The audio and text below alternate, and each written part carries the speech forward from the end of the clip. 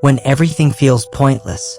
Picture this, you're scrolling through social media at 2 a.m. in your Chicago apartment, watching the world fall apart one news headline at a time.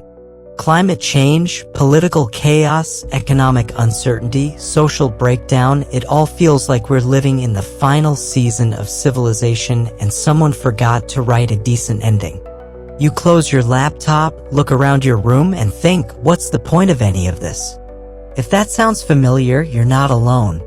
When I made a video about something called Doomers, young people who've basically given up hope on the future, I was shocked by how many views it got. Even more shocking were the comments. Thousands of young Americans, mostly guys in their 20s and 30s, writing things like, "This is literally me, and finally, someone gets it." Here's what hit me hard. These aren't just people having a bad day. These are intelligent, aware individuals who've looked at the modern world and concluded that it's all gone to hell. They see the corruption, the fake relationships, the meaningless jobs, the environmental destruction, and they've decided that the whole system is broken beyond repair. They're not wrong about a lot of it either. The world can be a pretty dark place when you really start paying attention. The typical doomer, and yeah, most of them happen to be young men, though women deal with this too, has fallen into what I can only describe as existential quicksand. They've realized harsh truths about human nature and society at an age when previous generations were still blissfully ignorant. They see through the BS that older generations bought into, but instead of feeling empowered by this awareness, they feel crushed by it. So what do? They retreat. They hole up in their apartments in cities like New York, Los Angeles, or Detroit, smoking weed, drinking beer, playing video games until 4 a.m. and basically waiting for the world to end. It's like they've decided that since they can't fix the world, they might as well numb themselves to it. But here's where it gets personal for me. About 15 years ago, long before doomer was even a word, I went through my own version of this exact crisis. I was obsessed with finding the truth about human nature, about the dark side of our society, about all the ways our world was screwed up. And you know what? It made me absolutely miserable. I fell into the same trap: substances, porn, isolation, the whole 9 yards. I thought I was being intellectually honest, but really I was just drowning in my own awareness. That's when I discovered something that changed everything: ancient Stoic philosophy. Now, I know what you're thinking, great, another self-help guru trying to sell me some ancient wisdom BS. But stick with me here, because what I learned from philosophers who lived over 2,000 years ago might be exactly what modern doomers need to hear. The Stoics weren't naive optimists living in some peaceful paradise. They lived through wars, plagues, political upheaval, and personal tragedies that would make our modern problems look like minor inconveniences. Yet somehow they figured out how to find genuine happiness and meaning even when everything around them was falling apart. And the best part? Their insights are more relevant today than ever before. So if you're tired of feeling hopeless, if you're sick of numbing the pain instead of dealing with it, and if you're ready to learn how some of history's toughest people found peace in the middle of chaos, then you're in the right place. Because we're about to explore why your brain keeps tricking you into misery, and more importantly, what you can actually do about it. 1. Why your brain tricks you into misery. Let me tell you about Marcus, a 26-year-old software developer in San Francisco. Every morning, he wakes up in his overpriced studio apartment, checks his phone, and immediately gets hit with a wave of anxiety. Climate change articles, political corruption stories, economic collapse predictions, his brain processes it all and concludes that he's living in a doomed world. By 9 a.m., he's already mentally exhausted and he hasn't even started his workday yet. Sound familiar? Here's the thing that Marcus doesn't realize, and maybe you don't either. His misery isn't actually caused by climate change, corrupt politicians, or economic instability. Those things are real problems, sure, but they're not what's making him miserable. What's making Marcus miserable and what might be making you miserable is something much more subtle and much more fixable. About 1800 years ago, a brilliant philosopher named Epictetus figured this out. Epictetus had every reason to be miserable. He was born a slave in ancient Rome, lived with a permanent disability that left him partially crippled, and spent his early years being literally owned by another human being. If anyone had the right to wake up every day feeling hopeless about the world, it was this guy. But Epictetus discovered something revolutionary that changed not just his life, but the lives of countless people who came after him. He realized that it is not the events that cause misery, but the thoughts about those events. Read that again, because it's probably the most important sentence you'll encounter today. It's not what happens to you that determines your emotional state, it's what you think about what happens to you. Let me break this down with Marcus's morning routine. When Marcus sees that climate change article, his brain doesn't just process the information neutrally. Instead, it immediately starts spinning stories. We're all doomed. Nothing I do matters. The world is ending and I'm powerless to stop it. Future generations will hate us. There's no point in trying. These thoughts cascade through his mind in seconds, and each one makes him feel more hopeless than the last.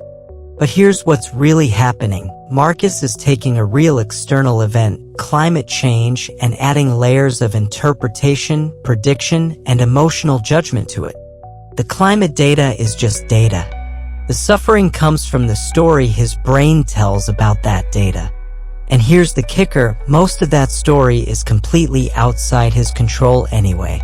I learned this lesson the hard way during my own existential crisis years ago.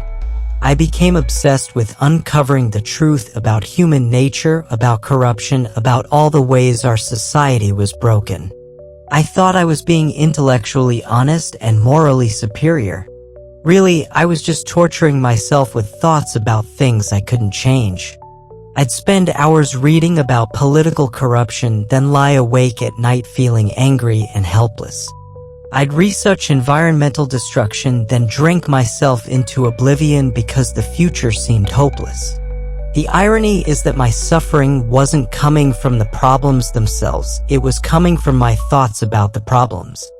I was making myself miserable by focusing obsessively on things that were completely beyond my control. Worse, all that mental energy I was spending on feeling bad about uncontrollable things was energy I wasn't using to actually improve my own life or help others. Epictetus saw this pattern everywhere. He watched people make themselves miserable by obsessing over other people's opinions, political outcomes, natural disasters, and countless other things they couldn't influence. He called this completely wasting time feeling miserable about things that are not up to you. And he was right, it is a complete waste. Think about your own life for a moment. How much mental energy do you spend worrying about things like what politicians are doing, what other people think of you, whether the economy is going to crash, or whether society is falling apart? Now ask yourself, how much control do you actually have over any of those things? The honest answer is probably very little or none at all. But your brain doesn't care about that distinction. Your brain treats thoughts about uncontrollable external events as if they're immediate physical threats. When Marcus reads about political corruption, his nervous system responds as if corrupt politicians are personally attacking him right now. When he sees economic predictions, his body floods with stress hormones as if his bank account is being emptied in real time. This is why so many doomers turn to substances, video games, and other forms of escape. Their brains are constantly in fight or flight mode because of thoughts about things they can't control. The weed, alcohol, and endless gaming sessions are attempts to quiet that mental noise, to get some relief from the constant stream of anxious thoughts about an uncontrollable world. But here's what Epictetus understood that most people don't. There is something you can control. In fact, there's one thing that's completely, 100% within your power, and it's the most important thing of all. Epictetus called it our own faculty, basically your ability to choose your thoughts, your responses, and your actions. You can't control climate change, but you can control whether you spend 3 hours a day reading climate doom articles or 30 minutes learning about sustainable living practices you can actually implement. You can't control political corruption, but you can control whether you vote, volunteer for causes you believe in, or simply focus on being honest in your own life. You can't control what other people think of you, but you can control whether you live according to your own values. The doomer's fundamental mistake isn't being wrong about the world's problems. Many of those problems are real and serious. The mistake is spending all their mental energy on the problems instead of on their own responses to those problems. It's like standing in the rain complaining about getting wet instead of opening an umbrella or finding shelter. This shift in focus changes everything. Instead of feeling like a helpless victim of circumstances, you start to see yourself as someone who has real power, the power to choose your thoughts, your actions, and your character. And that power, as we're about to discover, is more than enough to build a meaningful, fulfilling life even in a chaotic world. 2. What you can actually control, it's less than you think. Meet Sarah, a 28-year-old marketing coordinator in Austin, Texas. She spends her evenings doom scrolling through Twitter, getting increasingly frustrated about political developments she disagrees with. She argues with strangers online, shares angry posts about social injustice, and goes to bed every night feeling like she's fighting a losing battle against a world that's spiraling out of control. Sarah thinks she's being politically engaged and socially conscious. In reality, she's exhausting herself trying to control things that are completely outside her influence. This is exactly the kind of situation that Epictetus, the ancient Stoic philosopher, would have recognized immediately. He spent his life teaching people a simple but revolutionary concept that he called the dichotomy of control. It's the idea that everything in life falls into one of two categories: things that are up to you and things that are not up to you. And here's the part that might shock you: the list of things that are actually up to you is much shorter than you think. Let's start with what's not up to you, because this list is going to be longer and more depressing than you expect. You don't control the weather, natural disasters, or climate change. You don't control the economy, inflation, or whether there's going to be a recession. You don't control politics, who gets elected, or what laws get passed. You don't control other people's opinions, their behavior, or whether they like you. You don't control your genetics, your family background, or the circumstances you were born into. You don't control aging, illness, or death. You don't control traffic, flight delays, or whether your favorite restaurant is open when you want to eat there. You don't control whether you get promoted at work, because that depends on your boss's decision. You don't control whether someone will date you, because that depends on their choice. You don't control whether your investments will make money, because that depends on market forces. You don't control whether your team wins the game, because that depends on the player's performance. You don't control social media algorithms, news cycles, or what stories trend on any given day. I know this list is overwhelming, and you might be thinking, okay, so what the hell do I actually control? That's exactly the question Epictetus wanted you to ask, because the answer is both smaller and more powerful than you imagine. Here's what you do control: your thoughts, your judgments, your responses, and your actions. That's it. That's the whole list. But before you dismiss this as too simple or too limiting, let me explain why this small list contains everything you need to build a meaningful life. Take David, a 32-year-old accountant in Denver. He used to spend hours every day reading news articles and getting angry about things happening in Washington, D.C. He'd call his friends to complain about politicians, post frustrated comments on Facebook, and generally make himself miserable about events happening thousands of miles away from his actual life. Then David learned about Epictetus's dichotomy of control, and everything changed. David realized that he was spending enormous amounts of mental energy on things he couldn't influence while neglecting the things he could actually control. He couldn't control what politicians did, but he could control how much time he spent reading political news. He couldn't control government policies, but he could control his own financial decisions, his relationships, and his daily habits. He couldn't control social problems, but he could control whether he volunteered in his community or donated to causes he cared about. This shift in focus transformed David's life. Instead of feeling like a powerless victim of circumstances, he started feeling like someone who had real agency. He began waking up earlier to exercise something completely within his control. He started learning new skills that could advance his career, again, totally up to him. He began having deeper conversations with his family instead of arguing about politics, his choice entirely. The beautiful thing about focusing on what you can control is that it actually gives you more real power, not less. When Sarah was arguing with strangers on Twitter about political issues, she was exercising zero actual influence over anything that mattered.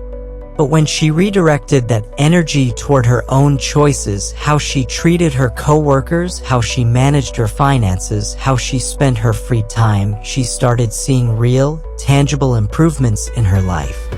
Epictetus understood this principle so deeply because he lived it under the most extreme circumstances imaginable. As a slave, he had almost no control over his external circumstances. He couldn't choose where to live, what work to do, or even basic decisions about his daily schedule. But he realized that even in slavery, he still controlled the most important thing, his own mind. He could choose how to interpret his circumstances, how to respond to mistreatment, and what kind of person to be regardless of his situation. This is why Epictetus could say with complete sincerity that he was freer than his master.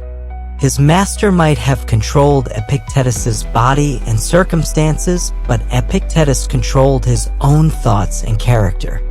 And in the end, that internal freedom was more valuable than any external freedom his master possessed. Now, I'm not suggesting that your problems aren't real or that you should just accept injustice in the world. The point isn't to become passive or indifferent. The point is to channel your energy strategically toward the things you can actually influence instead of exhausting yourself on things you can't. If you care about environmental issues, you can't single-handedly stop climate change, but you can control your own consumption habits, transportation choices, and whether you support environmentally responsible businesses. If you're concerned about social justice, you can't eliminate inequality overnight, but you can control how you treat people in your daily life, whether you volunteer for causes you believe in, and how you use whatever privilege and resources you have. The doomers make the fundamental error of focusing almost exclusively on the things they can't control while neglecting the things they can. They spend hours researching global problems and 0 hours working on personal solutions. They know everything about what's wrong with the world and nothing about how to improve their own lives or help the people around them. But when you truly understand what's up to you versus what's not up to you, everything changes. You stop feeling like a victim of circumstances and start feeling like the author of your own story. And that shift in perspective is the foundation for everything else we're going to discuss. 3. Why hiding in your room makes everything worse. Let me introduce you to Jake, a 25-year-old college graduate living in his childhood bedroom in suburban Phoenix. After finishing his degree in computer science, Jake expected to land a great job and start building his adult life. Instead, he's been unemployed for 8 months, spending most of his days in his room playing video games, ordering DoorDash, and avoiding his parents' increasingly concerned questions about his future plans. Jake tells himself he's just taking a break from the world until things get better, but deep down, he knows he's stuck in a cycle that's making everything worse. Jake represents something that Epictetus and the other Stoic philosophers understood perfectly. Isolation doesn't solve problems, it amplifies them. When you retreat from the world and cut yourself off from meaningful human connection, you don't escape your troubles, you trap yourself alone with them. And that's when the real psychological damage begins. Here's what happens when you isolate yourself like Jake has done. First, you lose perspective. When you're alone with your thoughts all day, every worry becomes magnified, every problem seems insurmountable, and every negative thought gets amplified by the echo chamber of your own mind. Jake spends hours ruminating about his unemployment, replaying job interviews that went poorly, and convincing himself that he's unemployable.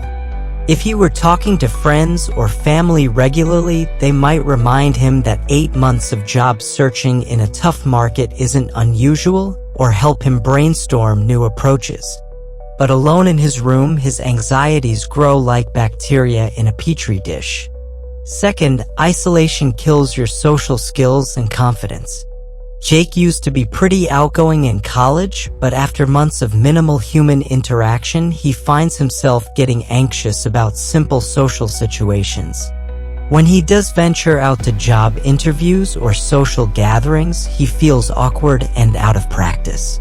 This creates a vicious cycle. Social anxiety makes him want to isolate more, which makes his social anxiety worse, which makes him isolate even more. Third, and this is crucial, isolation cuts you off from opportunities. Most good things in life, jobs, relationships, friendships, interesting experiences, come through other people. Jake's dream job might be one conversation away, but he'll never have that conversation if he's hiding in his bedroom. The girl he could fall in love with might be at the coffee shop down the street, but he'll never meet her if he only leaves the house for grocery runs. But here's where the Stoic perspective gets really interesting. The Stoics didn't see social connection as just a nice to have or a way to feel better about yourself. They saw it as a moral obligation. One of the 4 cardinal Stoic virtues is justice, and justice isn't just about following laws or being fair in business deals. It's about recognizing that you're part of a larger human community and that you have responsibilities to that community. Marcus Aurelius, the Roman emperor who was also a devoted Stoic philosopher, wrote extensively about this idea. He reminded himself constantly that human beings are social creatures who are meant to work together for the common good. He wrote, "What brings no benefit to the hive brings none to the bee." In other words, your individual well-being is connected to the well-being of your community, and vice versa. This means that when you isolate yourself like Jake has done, you're not just hurting yourself, you're depriving your community of whatever unique value you could contribute. Maybe Jake has programming skills that could help a local nonprofit build a better website. Maybe he has insights about technology that could help older neighbors navigate their smartphones. Maybe he just has a sense of humor that could brighten someone's day. But none of that value gets shared when he's locked away in his childhood bedroom. The Stoics believed that helping others and connecting meaningfully with people wasn't just morally right, it was also the most reliable path to personal fulfillment. When you're focused on how you can add value to other people's lives, you naturally stop obsessing over your own problems. When you're engaged in meaningful work or relationships, you don't have time to spiral into existential despair. Consider Maria, a 29-year-old teacher in Portland who went through her own doomer phase after a difficult breakup and some career setbacks. She spent 3 months barely leaving her apartment, binge-watching Netflix, and feeling sorry for herself. But then her neighbor, an elderly woman named Mrs. Chin, fell and broke her hip. Maria started helping with grocery shopping and small tasks around the house just to be neighborly. Something amazing happened. The more Maria focused on helping Mrs. Chin, the less time she had to dwell on her own problems. She started feeling useful again, competent again, connected again. Mrs. Chin introduced her to other neighbors, which led to social connections, which led to hearing about job opportunities, which led to Maria finding a better teaching position than the one she'd lost. But more importantly, Maria rediscovered something she'd forgotten during her isolation, that she actually enjoyed helping people and that her life had meaning when she was connected to others. The Stoics had a specific word for this kind of meaningful engagement with others. They called it sympathia, which means the interconnectedness of all things. They believed that individual human beings are like organs in a larger body. We're meant to work together, support each other, and contribute to the health of the whole system.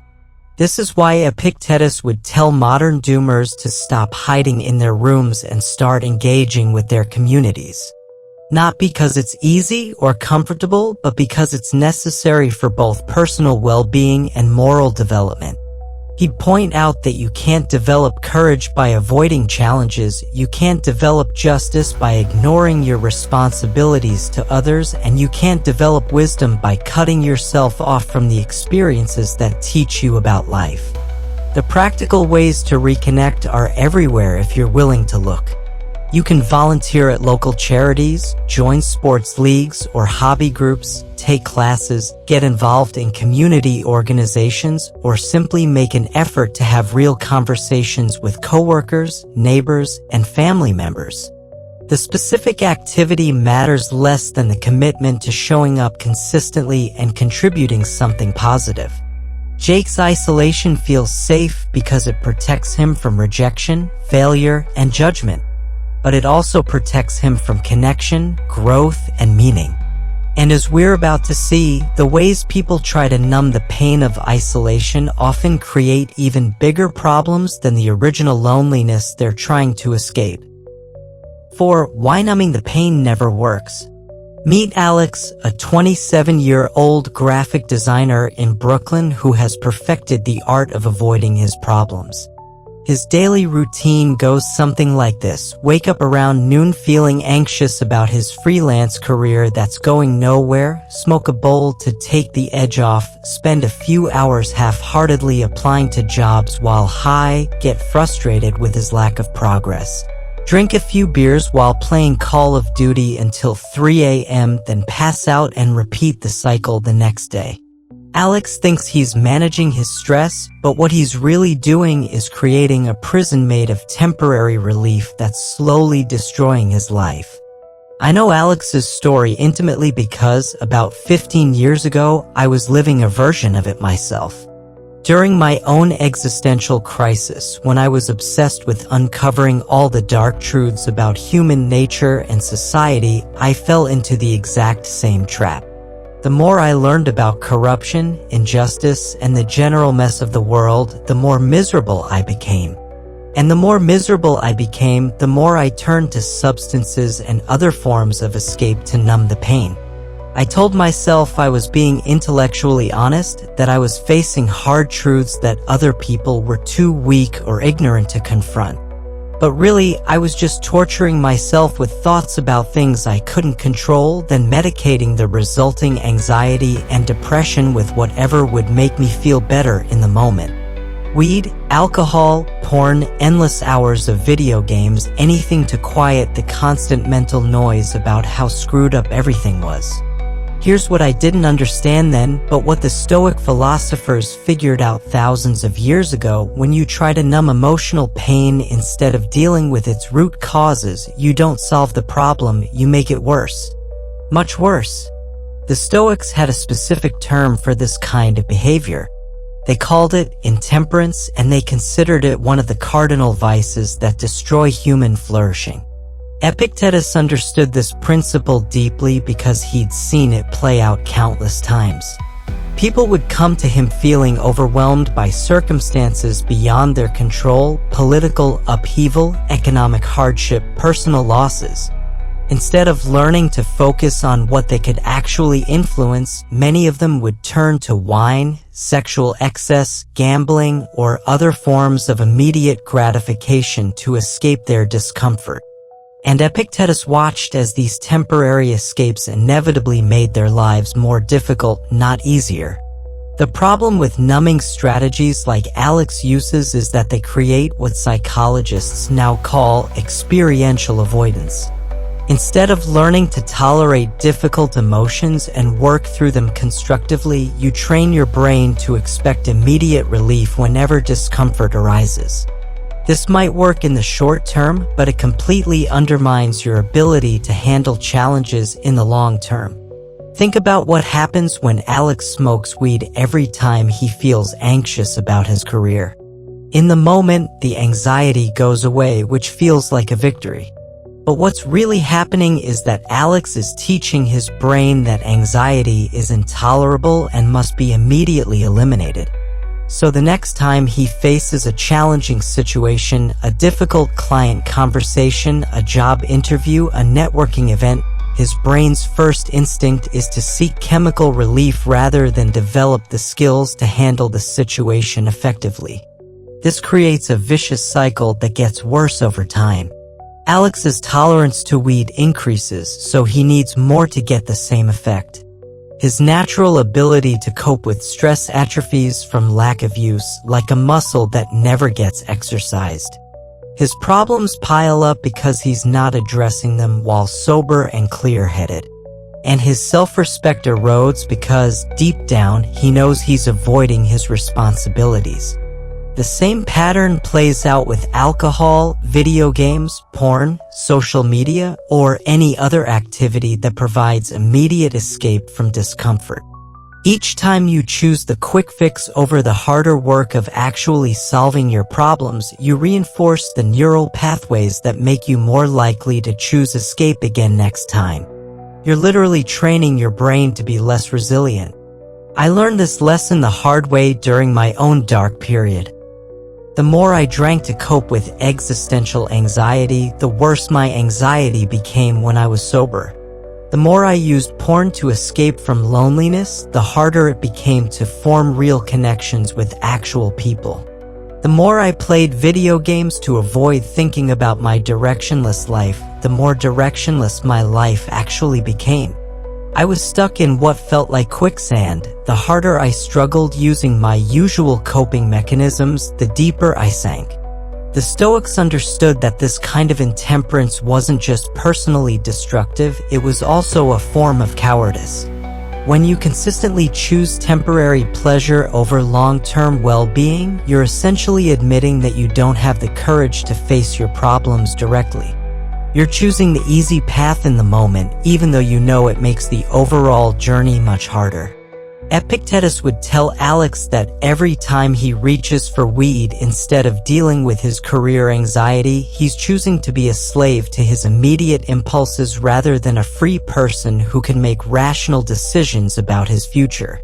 He's giving up his most fundamental human power, the ability to choose his response to circumstances, in exchange for a few hours of chemical relief.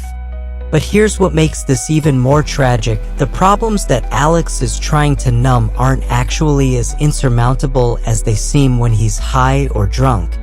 His freelance career could probably be turned around with some focused effort, updating his portfolio, reaching out to past clients, networking with other designers, maybe taking on some part-time work to build momentum. These aren't impossible challenges, they're just uncomfortable ones that require sustained effort and the ability to tolerate uncertainty. When you're constantly numbing yourself, you never develop the confidence that comes from actually solving problems. You never get to experience the satisfaction of working through a difficult situation and coming out stronger on the other side. You never build the resilience that comes from learning that you can handle more than you think you can. The Stoics believed that the opposite of intemperance wasn't abstinence or deprivation, it was what they called temperance or moderation. It's the ability to enjoy pleasures without being controlled by them, to use things like alcohol or entertainment as occasional enhancements to life rather than as escape mechanisms from life's challenges. This shift from numbing to facing problems directly changes everything. Instead of waking up each day with the dread of knowing you're avoiding your responsibilities, you wake up with the energy that comes from making real progress on things that matter. And as we're about to see, this kind of courageous engagement with life's challenges has been possible even under the most difficult circumstances imaginable. 5. How a crippled slave became happier than you. Imagine being born into slavery in the Roman Empire around 50 AD. You have no legal rights, no freedom to choose where you live or what you do with your time, and no guarantee that you won't be beaten, sold, or killed at your master's whim. Now imagine that on top of being a slave, you also have a permanent physical disability that leaves you partially crippled and in chronic pain.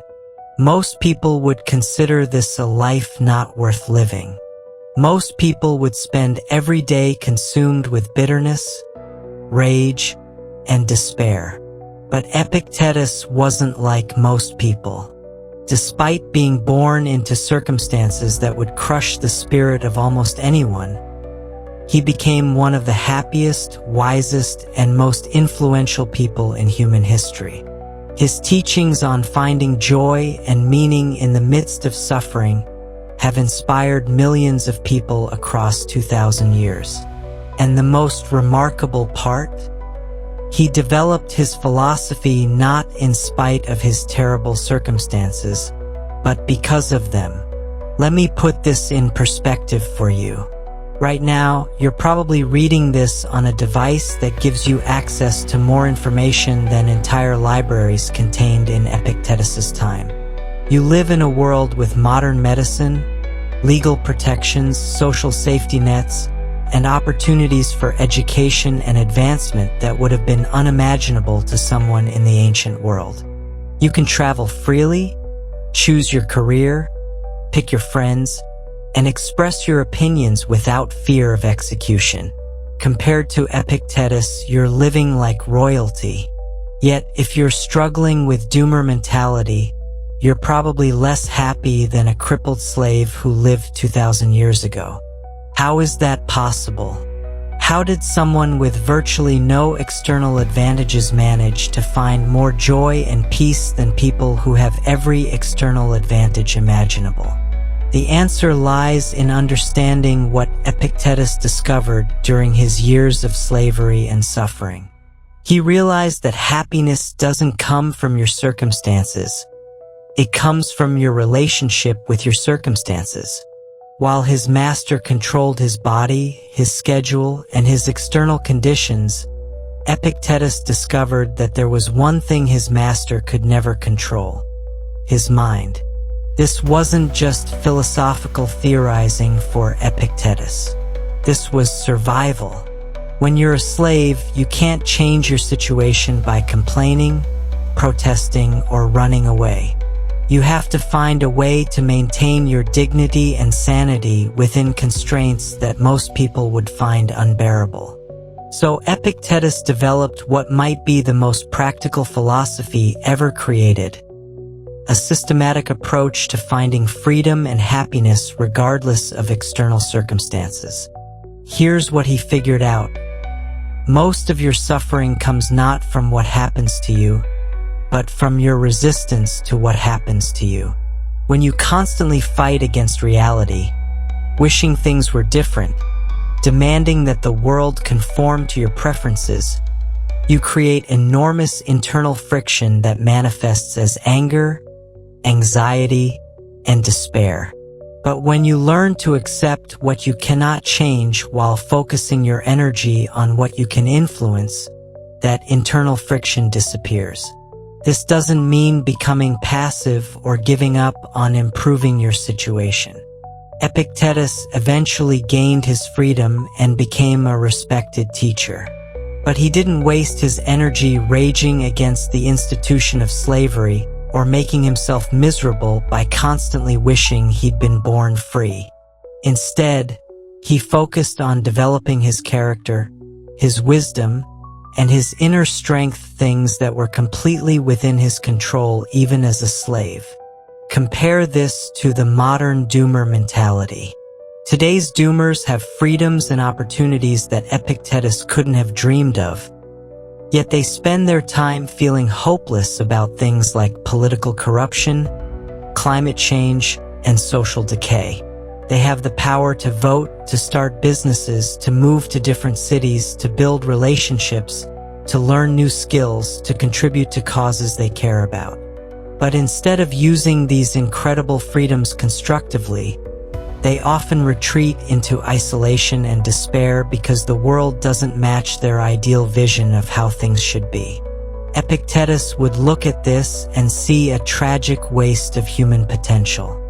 He'd point out that if he could find happiness and meaning while literally owned by another person, then free people in the modern world have no excuse for giving up on life because of problems they can't directly control. But Epictetus's happiness wasn't just about accepting his circumstances. It was about finding genuine purpose and joy within those circumstances. Even as a slave, he cultivated friendships, pursued learning, and eventually began teaching others. He discovered that meaning comes not from having perfect conditions, but from making the best possible use of whatever conditions you find yourself in. The historical context makes this even more remarkable. Epictetus lived during a time of incredible violence and instability. The Roman Empire was built on conquest, slavery, and brutal suppression of dissent.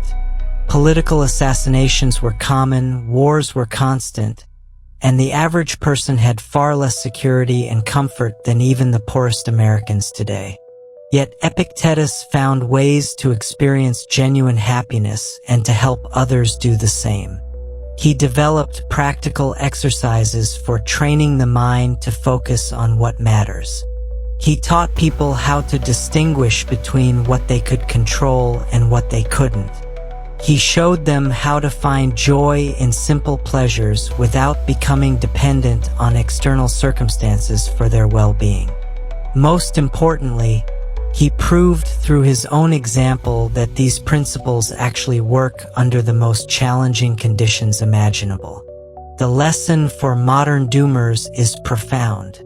If Epictetus could find happiness as a crippled slave in a violent ancient civilization, then you can find happiness as a free person in the modern world, regardless of whatever legitimate problems you're facing. Your circumstances might be challenging, but they're not more challenging than literal slavery.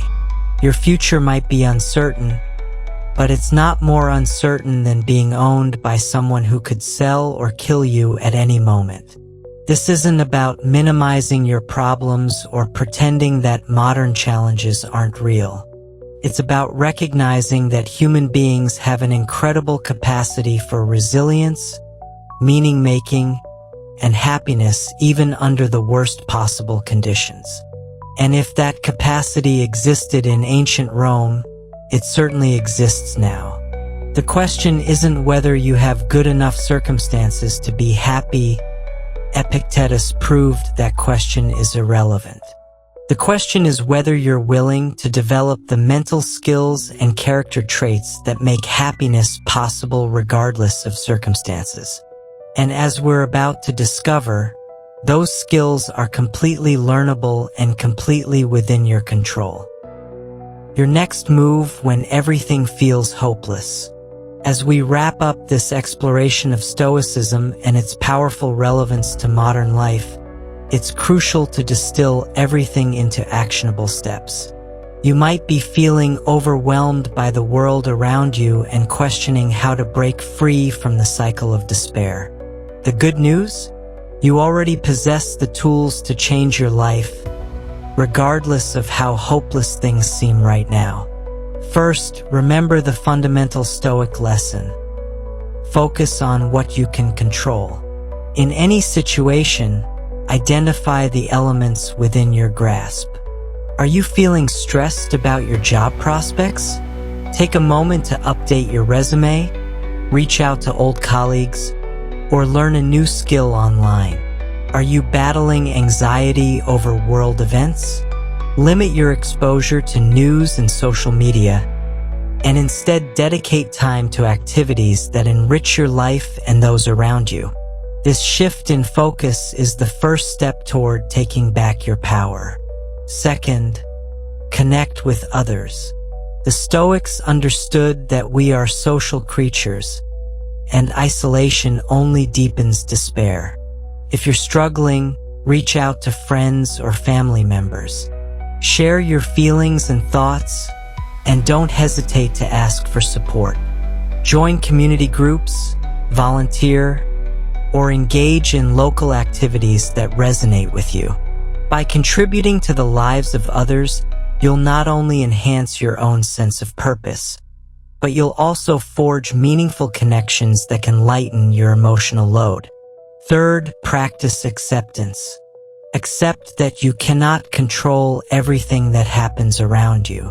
Understand that life will always present challenges, but your response to those challenges is entirely up to you.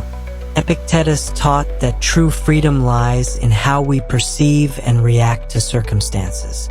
Embrace the reality of your situation and remind yourself that even within constraints, you can find ways to grow and thrive. Finally, cultivate gratitude. Each day, take a moment to reflect on what you appreciate in your life, no matter how small. Whether it's a warm cup of coffee in the morning, a friendly conversation with a coworker, or your favorite song playing on the radio, acknowledging these positive moments can shift your mindset. Gratitude helps rewire your brain to focus on abundance rather than scarcity, on possibilities rather than limitations. Now, as you embark on this new journey of Stoic practice, I invite you to join our community here at Stoic Vivu. Subscribe to our channel for more insights into how ancient wisdom can guide you through modern challenges. Like this video if you found value in it, and share it with anyone who might benefit from a little Stoic perspective in their lives. Together, let's create a community that supports one another in finding resilience, purpose, and joy in our everyday lives. Remember, the path to overcoming despair is not about denying the difficulties we face. It's about embracing them with courage and the right mindset. You have the power to change your narrative, to cultivate a life filled with meaning, and to connect deeply with those around you. Embrace the wisdom of the Stoics and take your next step toward a brighter future.